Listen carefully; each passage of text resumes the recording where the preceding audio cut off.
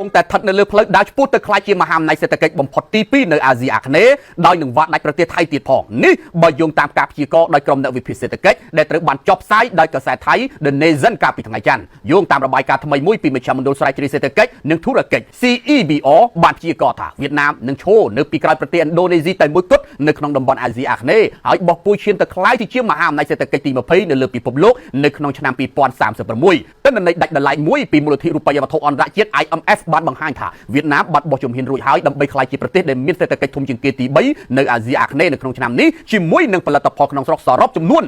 571ពាន់លានដុល្លារដោយនៅពីក្រោយឥណ្ឌូនេស៊ីនិងថៃតែប៉ុណ្ណោះប៉ុន្តែនាំមុខម៉ាឡេស៊ីហ្វីលីពីននិងសហបូរីហើយនៅ10ឆ្នាំក្រោយមកនឹងវាត់ដាច់ថៃតែម្ដងតារាងសម្ព័ន្ធសេដ្ឋកិច្ចពិភពលោករបស់ CEBR ក៏បង្ហាញអំពីផែនការរយៈពេល5ឆ្នាំចាប់ពីឆ្នាំ2021ដល់ឆ្នាំ2025របស់វៀតណាមដែលរំពឹងថានឹងមានអត្រាកំណើនប្រចាំឆ្នាំជាមធ្យម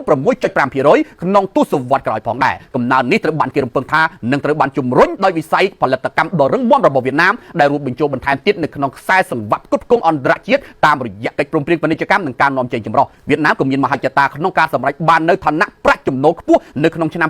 2045ដោយទាមទារឲ្យមានកំណើនជាមធ្យមប្រចាំឆ្នាំសម្រាប់មនុស្សម្នាក់ៗក្នុងរង្វង់ 5% ផងដែរហើយការព្យាករណ៍អំពីផែនការ5ឆ្នាំបច្ចុប្បន្នស្របទៅនឹងគោលដៅរយៈពេលដ៏វែងនេះបើទោះបីជាយ៉ាងណាក៏ដោយរបាយការណ៍បានកត់សម្គាល់ថាវៀតណាមប្រឈមមុខនឹងឧបសគ្គយ៉ាងច្រើននៅក្នុងការសម្រេចគោលដៅនេះរួមទាំងការធ្លាក់ចុះនៃពាណិជ្ជកម្មសកលនិងចំនួនប្រជាជនវ័យចំណាស់ដែលកំពុងតែកើនឡើងជាដើម